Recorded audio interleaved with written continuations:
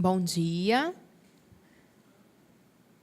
Eu gostaria de agradecer, em primeiro lugar, à comissão que esteve trabalhando dentro do Departamento de Ensino Superior e me convidando para estar aqui a esta palestra. Também agradeço à professora Ana Regina, e eu já conheço há anos, né? Nós já conhecemos desde nova até agora, a gente já se conhece. Também a professora Tânia, que já conheço também há faz tempo, há muitos anos. Eu era realmente muito novinha, né? Acho que 20 anos que eu tinha, né? E a gente trabalhou sempre juntas, e por isso muito tempo nós nos conhecemos. Obrigado também aos alunos aqui do DESU que estiveram vindo participar e estão aqui prestigiando essa palestra.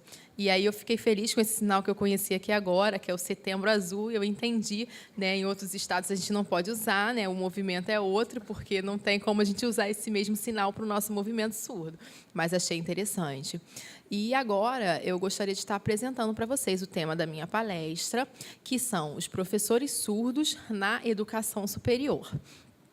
E esse tema, ele é um tema que já é bastante tempo, né? No momento que foi que eu comecei a minha pesquisa, né, de doutorado, defesa de doutorado, e nós fizemos dentro dessa pesquisa, eu vi de que forma que os professores surdos, eles agiam dentro dessa área de educação no ensino superior. E aí aproveitei né, para trazer para vocês e para compartilhar um pouco disso que eu defendi na minha tese. E existe uma palavra, que é a palavra ensino, e a palavra educação, né? Então, são duas palavras, ensino superior e existe a educação superior, né? E algumas pessoas, alguns professores surdos, eles trabalham dentro do ensino superior, não é. Então, é voltado mais para a educação, não é ensino superior, porque a educação ela abrange outros temas, então, ela é muito mais fundo do que somente o ensino superior. É claro que dá para a gente aproximar as duas, tanto o ensino como a educação, mas nós vamos utilizar de forma mais clara para que vocês possam entender o termo educação superior, que abrange muitos outros aspectos. Pode passar. Então, qual foi o objetivo da minha pesquisa, né, da minha tese de doutorado? Antes de realizar minha pesquisa, eu já pensava por que eu escolhia, né, ser professor de surdo e por que eu tinha escolhido esse tema. Porque existia um momento em que eu acompanhava um grupo de surdos, uma comunidade de surdas, e alguma comunidade de professores, eles me desabafavam alguns assuntos que aconteciam dentro da educação superior e quais os problemas que aconteciam dentro dessa relação dos professores surdos com os professores ouvintes dentro dessa educação superior, de que forma que eles se angustiavam, quais eram os problemas que aconteciam naqueles espaços, os entraves, né, todos os momentos que aconteciam dentro daquele lugar com os professores surdos. E, a partir desses relatos de desabafo, também teve, no momento, uma pessoa que era um professor surdo, dentro da própria universidade onde foi desenvolvida a pesquisa, e aconteceu uma situação. Um professor ouvinte, ele, né, era professor de Libras, sendo ouvinte, e por que aí eu me senti incomodada para começar a fazer a pesquisa dentro desse aspecto? Naquele momento, eu percebia que o diretor daquele departamento, da faculdade, da universidade, ele era professor de Libras, ouvinte, e ele tinha tomado posse. E aí o diretor falou o quê? Parabéns, você conseguiu tomar posse como professor de Libras. Eu fiquei muito aliviado porque você não precisa de intérprete. Falou isso para ela. E aí eu me senti assim chocada. Como? Significa o quê? Que o professor surdo ele dá mais trabalho porque precisa de intérprete, né? Parece que o professor surdo ele vai sempre ficar dependendo, ele vai estar sempre precisando de intérprete. Significa que essa é a visão que eles têm. O professor ouvinte não ia precisar de intérprete. Então eu me senti muito incomodada porque o diretor disse que seria muito aliviante para ele, muito mais tranquilo que o professor tomando posse, sendo ouvinte, não ia precisar de intérprete. Então realmente foi uma tensão, foi uma coisa muito complicada, por isso que eu defini isso como tema de pesquisa, para que pudesse estar identificando como aconteciam essas relações, para que isso pudesse ser visto dentro de Foucault, né, como Foucault também dentro dessa área de pesquisa, que foi o que eu escolhi como autora da minha base teórica, para que pudesse seguir essa teoria. E a base teórica, ela defende o quê? Essa relação, né, dos professores surdos, que não devem ser menosprezados se comparado com outros. Eles também estão do mesmo nível.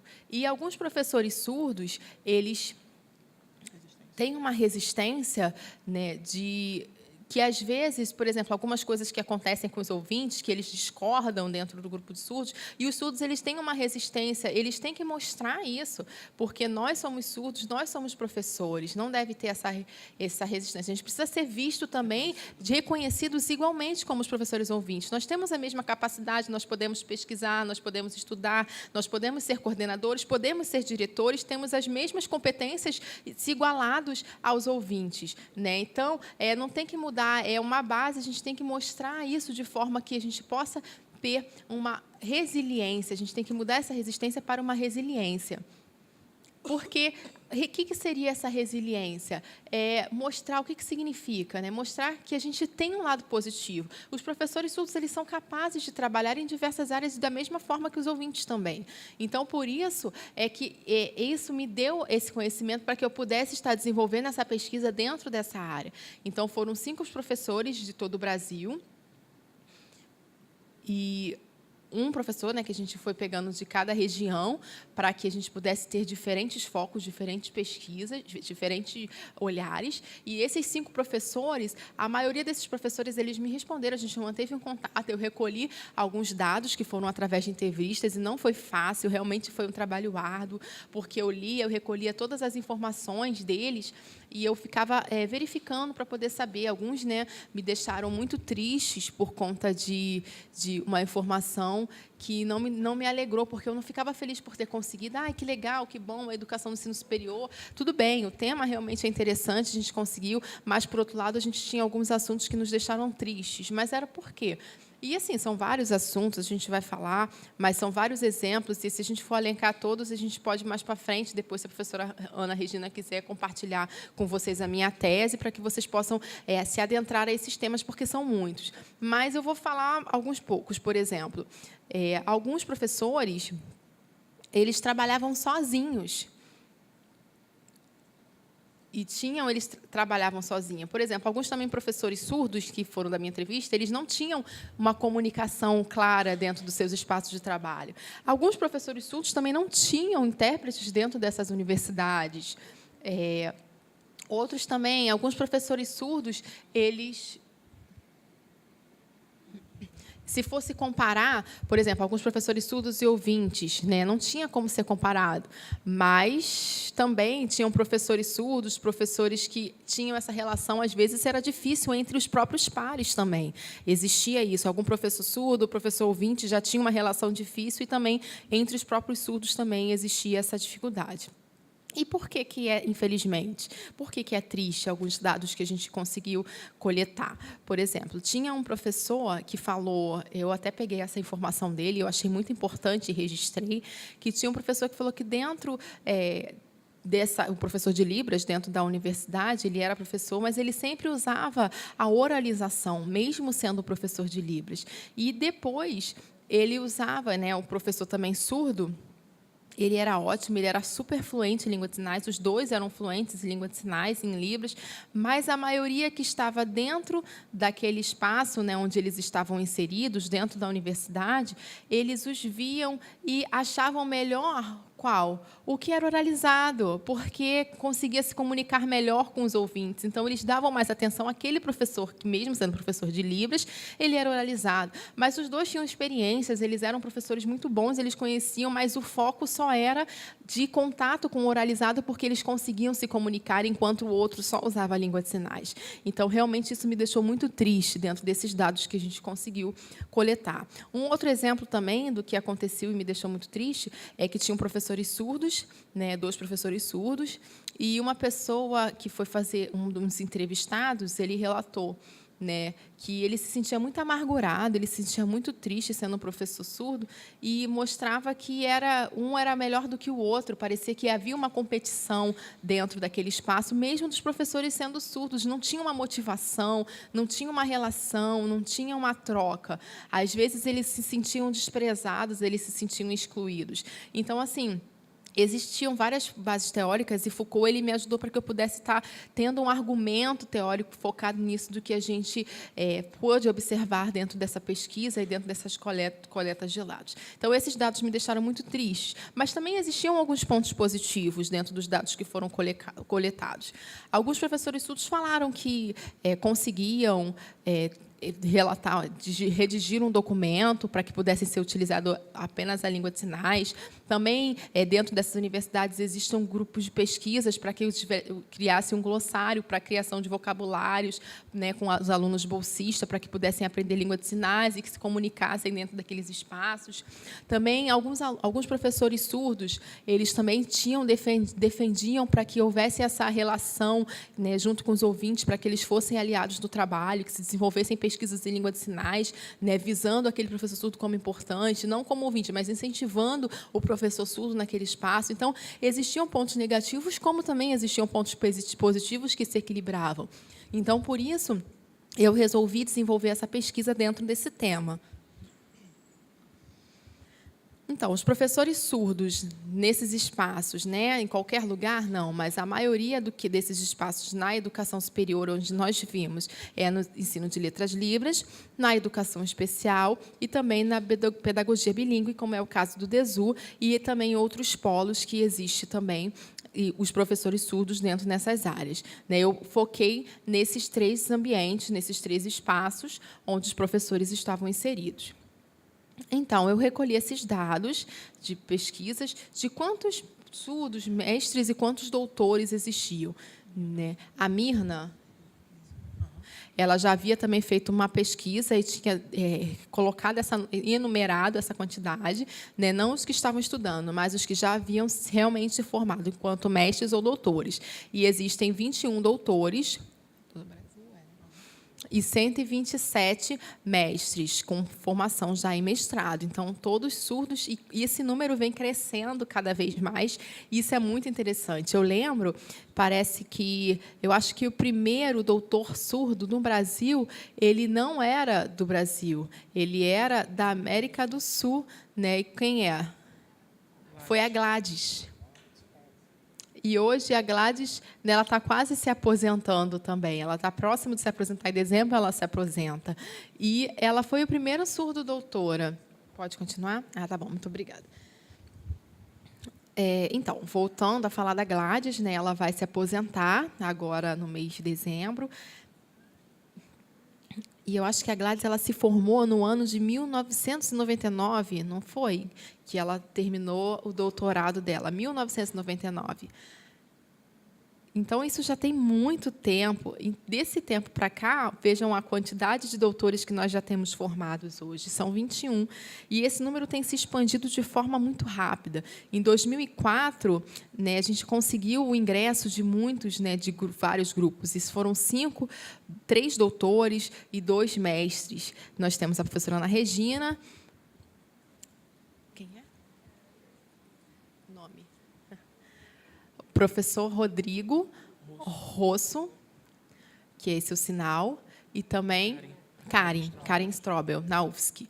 Em 2004, nós tivemos esses 3. E aí, depois, como mestres, eu e... Quem é esse? A Carolina, também. Nesse ano de 2004. Desculpa, porque eu estou usando os sinais, mas é o nome. Então, foram 5 nesse período. Mas, antes disso, já tinham também surdos que já estavam defendendo o seu doutorado. Teve o Wilson também, antes de nós. Também teve a Gisele. E alguns poucos, mas de 2004 em diante, nós vimos que realmente se expandiu muito o número. Em 2006, nós tivemos uma quantidade muito grande de pessoas, de surdos, conseguindo defesa de mestrado e doutorado. Em 2017, hoje, nós temos esse quantitativo que nós vemos aqui, de 21 doutores. É pouco? Sim, É pouco, eu sinto que é pouco. E nós precisamos realmente aumentar esse número, porque letras livres já tem muitos surdos que já se formaram. Quase 1.500 surdos eles já terminaram a graduação de letras libras, de 2006 até hoje. E só temos 21 doutores, mas a gente percebe o quê? Que o número de mestrados, de pessoas, de professores formados em mestrado, já temos 127, o número realmente cresceu muito rápido. Parece que quase que em 10 anos para cá, nós conseguimos modificar esse quadro, nós conseguimos ter esse aumento desse número. Mas, ainda assim, nós precisamos pensar um pouco e para ver como que esse número tem crescido, como que essa estatística ela tem sido feita e de que forma que tem aumentado. 21 doutores e 127 mestres, ótimo, mas a gente tem que pensar na qualidade desses profissionais que estão sendo formados, na qualidade dessa formação, se realmente é uma formação boa ou não. E a gente vê que existe um pouco também de falha. E o que falta dentro dessa educação nesse período, se a gente for colocar na história? É uma base, né? Porque faltou desde o início nessa base, nessa educação. E a gente tem que pensar também de que forma que se deu isso. E também falta também essas informações da gente buscar nos conhecimentos mais aprofundados. Que as pessoas pensam, às vezes, alguns, por exemplo, a leitura ela é difícil, então é mais fácil a gente olhar a língua de sinais ou pedir um intérprete para redigir. Outros surdos eles já conseguem redigir um texto em português, né, já conseguem ministrar suas palestras. Então, a gente vê que tem essa variação. Outros surdos também são pesquisadores, são científicos, na área científica, eles conseguem desenvolver pesquisas muito boas. Mas, na verdade, hoje, em 2017, nós temos poucos pesquisadores científicos da área. Pode passar, por favor. E, então, a minha pesquisa também, do meu doutorado, doutorado, a gente viu dos funcionários, da quantidade de funcionários efetivos no Brasil, a quantidade que nós temos, e nós pegamos um dado desde 2015 e até nós vimos que tem 247 professores. E aí, depois de 2015, há 2 anos depois, nós conseguimos chegar a esse número de 260 professores surdos, como professores funcionários federais de instituições e universidades. Mas nós temos que pensar nessa formação. Quantos tiveram a formação de letras libras? Quase 1.500, lembram? E quantos que têm mestrado, que a gente falou? 127. E 127 mais os 21, que são os doutores, será que dão esse número? E por quê? A gente vê que alguns aceitaram só na graduação ou fizeram um curso especial, uma especialização. Alguns, de repente, conseguiram entrar no mestrado. Alguns, eles só exigiram que tivessem doutorado. Então, vai depender de que forma que foram, dentro dessas universidades, a exigência para assumir esses cargos. E a formação de letras libras, dentro dos seus polos, alguns conseguiram trabalhar ou em prefeituras, ou no Estado, em outros lugares também, né? Mas a pesquisa ela recolheu os dados e é impossível a gente conseguir pegar os dados de todos os espaços, de todos os lugares. Mas a professora Ana Regina ela também vai desenvolver uma pesquisa junto à FENES e também ao professor Antônio. E eles vão estar recolhendo esses dados fora de outros estados, também de prefeituras, para que consigam associar. Mas o meu foco da pesquisa foram as áreas federais, foi o âmbito federal. E a gente verificando os estados no Brasil, e eu fiquei realmente pensando, porque eu vi no Acre, e que tem apenas um. É um estado que é um estado enorme, nós temos um. Em Rondônia... Não, Rondônia não, acho que me atrapalhei. Roraima, acho que Roraima. Roraima. Em Roraima também nós só temos um professor surdo. Em Rondônia temos 4. E o que é pior? Em Sergipe também nós temos apenas um professor surdo. E a maioria do quantitativo de professores surdos que nós temos com formação é no Sul, em Porto Alegre, que são 59. 39. Então, a gente fica pensando como é que os professores surdos dentro desse estado estão se sentindo, se nós nos colocássemos no lugar dele, sozinho trabalhando dentro do seu estado. Como é que deve ser esse trabalho? Então, a gente vê que nós temos em alguns lugares, alguns grupos que se relacionam, que existe uma dificuldade, uma relação, se é positiva, se é negativa, nós imaginemos como é que deve ser dentro desse espaço.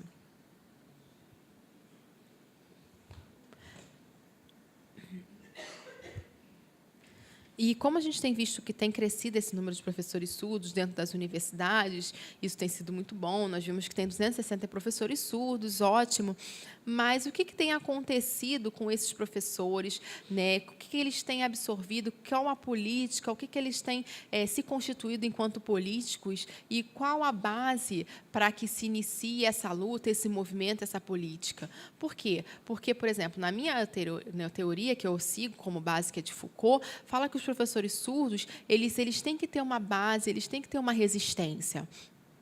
E essa resistência é o que os faz ir e entrar nesse campo político e debater sobre esses temas. Porque o campo político ele mostra também à sociedade de que forma que ela pode se reconhecer enquanto sujeito surdo. E isso também na área superior. Às vezes, eu já vou mostrar um exemplo para vocês. Tem um lugar que aconteceu dentro de uma universidade, né, um exemplo, que os professores ouvintes eles olhavam e falavam assim: ah, professor é surdo, o professor é surdo mudo, é mudinho. Ah, o professor é surdo, o professor é surdo. E aí ficou aquele estereótipo dele, ficou marcado enquanto isso, e o surdo ele se sentia mal. Parecia que ele era visto como um inferior dentro daquele espaço. E aí ele disse: não, eu tenho nome, eu não sou professor surdo, eu tenho nome, eu tenho um sinal, meu sinal é esse. Né? Então, eu tenho meu nome da mesma forma que os outros professores são chamados pelo seu nome. Não há uma diferença. A única diferença é a linguística, que eu uso a língua de sinais diferente da fala. Mas, então, por que o professor surdo, em todos os lugares, dentro das universidades, eles são como se estivessem dentro de um espaço de inclusão, eles são colocados ali naquele espaço. E aí eles têm que trabalhar aquilo para que forma que as disciplinas todas se relacionam. E é por isso que essa base tem que ter essa resistência para que a gente possa mudar e transformar isso em resiliência para que a política possa ser debatida. Por exemplo, também, eu acho que depois, no próximo slide, eu vou falar um pouco também sobre isso, mais à frente, mas, por exemplo, tem um professor surdo, alguns professores que querem debater sobre a política dentro das universidades, falar sobre a luta, sobre o reconhecimento, sobre os seus valores, o dicionário, né, sobre o doutorado, enfim, a língua de sinais. E, dentro desses espaços surdos e ouvintes, eles usam a língua de sinais. Então, querem aumentar que os professores surdos consigam também os seus espaços enquanto coordenadores, ou que hajam cursos dentro de núcleos, dentro desses espaços, para que núcleos de Libras, ou também que sejam coordenadores de departamento de Libras, e entre outros espaços. E nós, enquanto surdos, nós temos também esse direito e esse interesse de também participar dentro dessa área política, por que não? Né? A base de Alfredo Veiga Neto, também, um teórico, ele também fala de forma clara isso, que nós, surdos, nós também temos nosso pensamento político. E o nosso pensamento político é o quê? Ele é igual para todos nós. Nós também queremos explicar e queremos ver de que forma que acontece igualmente com todos. É uma troca política entre os professores surdos. Então, aqui, por exemplo, os professores surdos, você vê hoje de que forma que acontece. Nós estamos em 2017, vimos que o número tem aumentado e esses debates políticos têm ocorrido dentro de grupos, dentro de WhatsApp também. Nós vimos como a quantidade de discussões que acontecem dentro desses grupos, alguns entendem, alguns não entendem muitas informações, outros, de repente, pedem ajuda, outros expõem as suas opiniões, e isso tem sido interessante, muito importante esse relacionamento, essa relação, e eu vejo como esse movimento tem crescido, de que forma que tem crescido ao longo do tempo. E aí algumas pessoas não entendem, alguns entendem, mas por quê? Eu vou explicar, né, um discurso que acontece de forma diferente. Pode passar.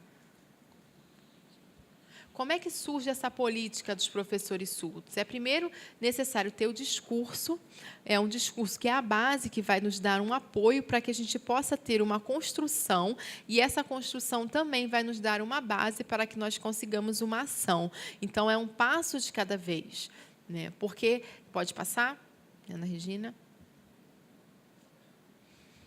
Os discursos, os professores surdos, eles precisam ter e seguir um aprendizado, uma base teórica de forma que pode utilizar esse discurso. Muitos professores surdos, eles só falam, né, dos pontos negativos. Não, mas existe também uma atitude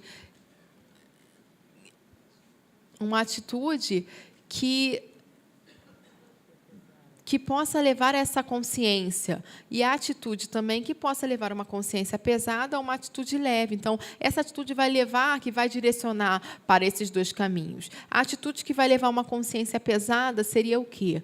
Por exemplo, tem um professor surdo que tem um grupo de ouvintes, e esse grupo de ouvintes ele quer pegar esses espaços do ensino de Libras que deveria ser do surdo, né? Então, é o discurso que você vai defender dentro desse espaço. O que ele quer mostrar?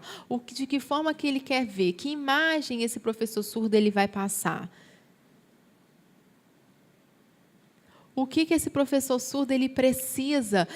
Como que ele precisa usar esse discurso para que possa evitar que seja visto dessa imagem negativa dentro desse espaço? O prejuízo que existe ali. Então, por exemplo, eu vou contar um exemplo para vocês.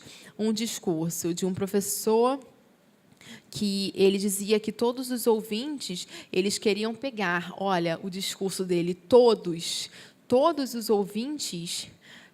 Né? Então, a gente tem que ver de que forma que é feito esse discurso. A gente pode se enganar, ele pode ser falho também. A gente pode passar essa informação errada e as pessoas vão apontar o dedo para nós, nos acusando. Então, alguns ouvintes, sim, eles são bons, nem todos têm essa visão, né? Então, tem alguns ouvintes que ajudam, que incentivam o surdo, que ajudam, que apoiam na política surda, que veem como precisa desse movimento. Então, como é que nós vamos ver isso? E nós, surdos, nós precisamos também dos professores ouvintes. Por que não? Porque eles são aliados, eles são os nossos aliados. Os professores ouvintes que respeitam os surdos, que também respeitam a língua de sinais, que respeitam o nosso espaço, que respeitam a comunidade surda, eles são nossos aliados. Como os professores surdos eles vão usar esse discurso? Se eles usarem todos os professores ouvintes, seria isso? E as pessoas vão olhar, será que realmente é? Não. Vai existir um entrave, vai existir um prejuízo dentro daquele movimento. E o que é importante também é a gente usar um discurso de forma aleatória. Por exemplo, não são todos, né, alguns. E a gente tem que respeitar. Não é respeitar a linguística, é respeitar a comunidade, respeitar todos os aspectos. E isso a gente torna de forma mais flexível e perceber que não são todos como são usados em alguns discursos. E uma outra coisa também é que alguns discursos de professores surdos que me falaram, a minha L1 é o meu direito, eu tenho direito a usar a língua de sinais como primeira língua. Mas, espera aí, e será que dentro da história do professor surdo, dentro do crescimento dele, o que ele aprendeu primeiro? Foi a ler, foi a escrever, foi o português? Não foi. Não significa dizer que o português é a primeira língua. Não estou dizendo isso. Mas, dentro dessa trajetória, no seu crescimento, no seu conhecimento, ele teve o português, ele desenvolveu, ele oralizou, e depois ele aprendeu a língua de sinais tardamente. Então, como é que é esse discurso? Eles ficam eles colocam, porque é o meu direito, a minha primeira língua é a língua de sinais, mas a gente tem que ver, dentro desse discurso dos professores, como é que se deu esse entrave. Será que realmente foi assim? Então, a gente pode usar a língua de sinais porque é a nossa língua natural, mas não usar desse discurso diferente. Então, eu posso usar a língua de sinais, eu posso escrever, eu posso ser bilíngue, às vezes, um concurso, né, quando a gente vai fazer uma prova, a gente vai ter, por exemplo, o meu direito eu tenho, porque o decreto já fala de forma clara que o professor surdo tem que ter prioridade, e então já é usado assim. E o que falta de forma mais clara? Por que a gente tem falado isso? O que é falho dentro do concurso? É falho o quê? O edital? É falho a candidatura, a prova, o conteúdo? O que é falho? A gente não sabe. E o decreto, ele fala o quê? Que dentro da candidatura, desculpa, né? O edital, o que fala? Os surdos são prioridades, sim, mas não significa dizer que todos os surdos eles são obrigatoriamente têm que entrar no concurso, eles têm que passar. Isso vai depender da avaliação da banca, vai depender da prova. Então, por isso que eu já me sinto um pouco angustiada em ter visto isso, essa forte influência que existe dentro desse meio. As pessoas concordam com tudo e se apropriam daquilo e espalham esses discursos que muitas vezes são falhos. Às vezes o discurso é bom, por exemplo, se a gente for pensar, é um surdo que luta, que ele fala de um discurso, né, que de repente chama uma pessoa e fala, não é bem assim, e conversa, explica um outro olhar, né, de outra forma, um outro contexto, e conversa de forma mais clara, e a pessoa acaba mudando e evita espalhar aquele discurso de forma errônea. Então, existem surdos que vão por trás e que passam essa informação da forma correta. Então, ele precisa conhecer também uma base teórica, ele precisa ter um conhecimento dessa pesquisa científica para poder ter um discurso correto, e bem como também ter um argumento. Então, esses 3 pontos são cruciais para que um professor surdo ele possa entender como ele vai agir na prática com o seu discurso.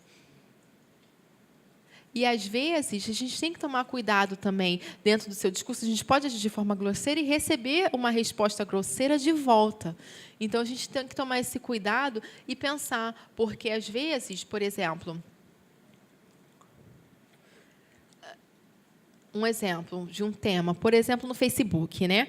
Vamos falar do Facebook, que a gente vê que realmente há uma discussão muito grande, as pessoas debatem e existem temas árduos ali dentro dos discursos que nós vimos e acompanhamos pelo Facebook, e nós realmente, ao vermos alguns assuntos, a gente até se sente angustiado também. Por quê? Porque alguns professores surdos, eles não têm uma experiência dentro das universidades, né? Vamos colocar entre aspas, porque, igual você vê, a professora Ana Regina pode também se sentir um pouco angustiada, alguns professores surdos também, que acabam nos colocando uma marca, né? Como se fossem surdos, né? Que são mestres, que são doutores, que têm um conhecimento, são maduros, e acabam desprezando a comunidade surda. É assim que acontece? Eu faço isso, a professora faz isso, ele ou você faz isso também? Acaba colocando essa marca como se nós fôssemos muito vaidosos, orgulhosos e que não queremos nos relacionar com outros que não sejam nossos pares. E não é assim. Nós trabalhamos e o nosso trabalho não é fácil. E a gente vê, porque, por exemplo, no momento, no Facebook, parece que traz aquela informação para a gente e nos angustia. E aí teve uma pessoa que me chamou, que chamou também outros professores, e falou, vamos lá, vamos discutir no Facebook, vamos falar, vamos responder. E eu prefiro ficar à parte desse assunto. Eu não quero.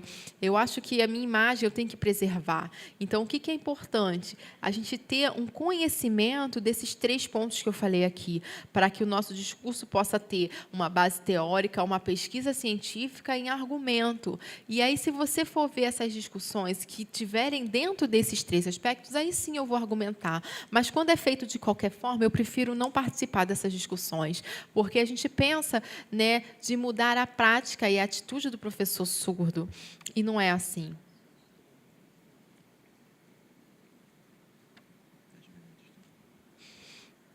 E aí, como nós falamos daqueles 3 pontos dos discursos, aí eles nos apoiam para que nós consigamos uma construção. E, dentro dessa construção, nós temos esses pontos aqui. A equipe, e a equipe que ela tem que trabalhar em conjunto, ela tem que se relacionar para que possa criar os projetos de pesquisa e de extensão. E isso também é extremamente importante dentro dessa prática, porque a gente não fica perdendo tempo só discutindo, falando que está certo, que está errado, que é o direito ou que não é. E aí fica naquela confusão, que com muita dor de cabeça, porque é só discussão, mas a gente precisa da prática também. Alguns professores surdos, eles se sentem angustiados, e aí a gente, né, vamos lá, vamos lutar, vamos fazer isso, vamos fazer aquilo, e acabam não fazendo nada. Né? Alguns surdos, realmente, eles ficam ali só esperando que outros façam. Alguns professores ouvintes também ficam ali como se estivessem, né, naquele tempo, acomodados e que não há nada pronto. Então, precisa dar, é como se estivessem querendo que estregassem tudo nas suas mãos pronto. Isso nos angustia também. Algumas pessoas sim, outros não. Isso depende da universidade, depende do espaço. Por exemplo, eu, professora Flaviane, eu trabalho fora, em outro lugar também. Eu tenho vínculo com os projetos, vínculo também com pesquisa, vínculo com as disciplinas, que são os intensiva, que são as disciplinas intensivas, e aí eu também sou orientadora, eu tenho esses vínculos, porque dentro da área de educação especial, ela tem vários focos, ela tem várias perspectivas diferentes. Isso, uma outra coisa também, o terceiro ponto é reconhecer a nossa pesquisa, da nossa área. E isso é extremamente importante para nós, enquanto professores surdos, vermos essa construção nesses 3 pontos. Pode passar. Nós falamos do discurso, falamos da construção, e agora nós temos a ação. Nesse momento, o professor surdo ele já debateu de forma política, de interesses, né, de acordo com cada lugar, cada espaço, e nesse momento, igual a professora Ana Regina já também acompanhou, nós tivemos nesse movimento político, a gente realmente já discutiu sobre isso, porque que no Face existem essas preocupações, falando sobre a prova escrita, que é um direito enquanto primeira língua, e os ouvintes têm ocupado esses espaços, alguns intérpretes também ruins, enfim. E aí nós ficamos angustiados com alguns temas, e a gente fica ali debatendo, incomodado, e nós resolvemos fazer o quê? Vamos juntar um grupo de liderança surda, né, que foi a ação que nós escolhemos enquanto líderes surdos. Foram quantos? 46, professora? Não, é só para você olhar para mim, pode voltar. São 46 surdos líderes? Isso, né? 46. Então, correto. 46 líderes surdos. E desses 46 surdos, eles também com uma experiência de anos já, de vários lugares, dentro desse grupo de Florianópolis, Corpus Core, dentro da universidade. E esse grupo ele já participou e como referência de surdos no Brasil. E aí nós pegamos esse grupo e nós criamos nessa nossa comissão e pensamos qual o nosso desejo, né, de discutir. E a professora Ana Regina também participa desse grupo e já tem acompanhado essas discussões dentro desses temas. E nós, né, vemos essas discussões no Facebook e a gente fica aqui no nosso canto, quietinho, não participamos dessa discussão ali dentro do Facebook, mas discutimos enquanto grupo, vemos de que forma que podemos fazer, né, e uma pessoa dentro desse grupo de liderança, ela passa essa informação e a gente chega para ele e fala, não, é importante a gente incentivar, a gente, por trás disso, a gente conseguir ter o controle de toda a situação. Né? Pensa que os mestres, os doutores ficam sem fazer nada, ficam só descansando? Não, a gente também pensa, porque a gente tem que ver de que forma a gente não pode mostrar também da forma com que eles discutem, mas a gente tem que pensar de que forma a gente consegue criar um documento, como a gente faz ali, para que a gente possa ajudar a comunidade surda de todo o Brasil e que possa realmente diminuir essas discussões e minimizar essa discussão que acontece para que a gente possa encontrar as soluções através desses projetos, disso que a gente tem feito enquanto documento, que é o que a gente está visto ali. No âmbito da educação, que são as escolas, né, públicas, as escolas particulares também, e como é que essa proposta dentro do currículo de colocar a língua de sinais, ou de colocar o português, ou de colocar o intérprete, uma avaliação contínua, e a gente coloca dentro desse documento, que são várias coisas que tem redigidas nele. Também no âmbito social, de que forma a gente vai ter esse atendimento na área de saúde, com intérprete, ou que seja acessibilidade em todos os espaços dentro da sociedade, do que o surdo precisa. E também no âmbito governamental, que são as legislações, os decretos, se é falho, se não é, o que precisa mudar. E nós já discutimos isso também, a lei, o decreto, principalmente, o decreto, a gente tem uma discussão árdua sobre esse tema, sobre o PNE, sobre essa palavra, se dá para utilizar dentro da estratégia política, ou se a gente tem que mudar o estatuto, ou tem que mudar academicamente, ou na sociedade, ou o estatuto para a educação, enfim. Então, são discussões que nós temos dentro dessas áreas e temos preparado para poder encontrar, que a gente vê que tem muitas falhas dentro dessa legislação, dentro do decreto, e aí isso a gente precisa saber também, que depois a gente vai passar para vocês, que é a gente vai depois passar um parágrafo dentro dessa lei, um decreto que é falho, mas o nosso grupo ele vai estar consertando, vai estar discutindo. A gente já preparou todo o documento. Vamos torcer que a gente consiga solucionar isso para que a gente ajude a comunidade surda e que incentive essa mudança também, esse movimento. E também no âmbito acadêmico, né, que mudando alguns estatutos, mudando algumas estruturas. E o grupo ele tem 46 surdos, que são as lideranças de surdos. Na verdade, o nosso trabalho e as nossas discussões, né, são poucos surdos que participam arduamente dessa discussão. Mais ou menos, eu acho que 20 surdos que opinam, que levam propostas, que têm ideias, que participam ativamente. 20 desses 46 surdos. E os 46 trabalham todos? Não. Né? Então, a gente vê que poucos participam ativamente dessas discussões. Mas, na verdade, o documento ele é de nossa responsabilidade. E os principais responsáveis somos eu, Ronice, nome, Mariane e Marisa. São as pessoas que são as responsáveis pela elaboração desse documento. Nós 4 não somos egoístas, pensamos em nós próprios. Não, nós ouvimos a opinião dos outros surdos, nós pegamos e recolhemos e anotamos, vemos o que é importante, o que não é, né? E dentro desse documento nós enxugamos para fazer um documento e entregar diretamente ao governo. E também para distribuir também para a comunidade surda que acompanha a proposta desse documento. Por exemplo, a identidade é falha, a gente tem que reclamar no Facebook porque é isso, o edital está falho, está assim.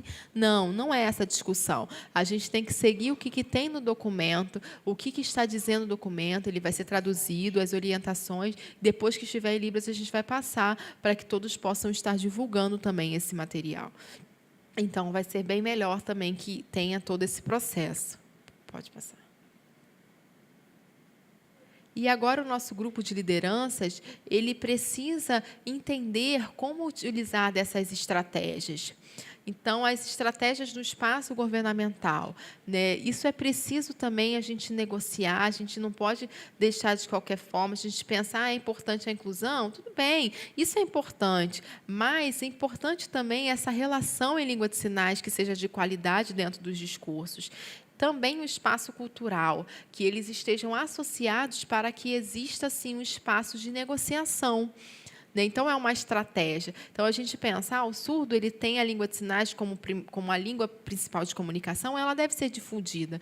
Não é tipo assim, minha cultura é meu direito. Não, nós precisamos explicar que é um direito humano, a gente tem os direitos linguísticos também, a gente precisa ser respeitado enquanto direito de comunicação de forma clara, que a língua de sinais nos dá. E aqui a documentação que não está pronta, está quase pronta, mas parece que, se a gente conseguir publicar e divulgar, mais para frente a gente vai conseguir. Eu não sei o dia certo, mas, de repente, ano que vem, a gente consiga divulgar esse documento para que vocês possam entender de forma clara e que possa dar para a comunidade surda esse esclarecimento e dar um alívio também para a comunidade e as pessoas que têm discutido esses temas no Facebook. E esse documento, ele é um documento de direitos humanos das pessoas surdas, que é pela equidade social, cultural e linguística. E ele está associado ao quê? A uma base doutorado de direitos humanos, a base de direitos humanos. E, para finalizar, eu gostaria de passar para vocês uma reflexão sobre de que forma que a gente pensa dessas políticas que elas nos trazem enquanto professor surdo, elas dão o que nos espaços de negociação? A gente precisa de estratégias políticas, a gente precisa também de novas formas de pensamentos, mostrar que nós, professores surdos, temos umas outras perspectivas, nós temos outros pensamentos, e nós precisamos mostrar que nós temos também, intelectualmente, uns novos intelectuais, nós, enquanto professores. Tá bom? Muito obrigado a todos.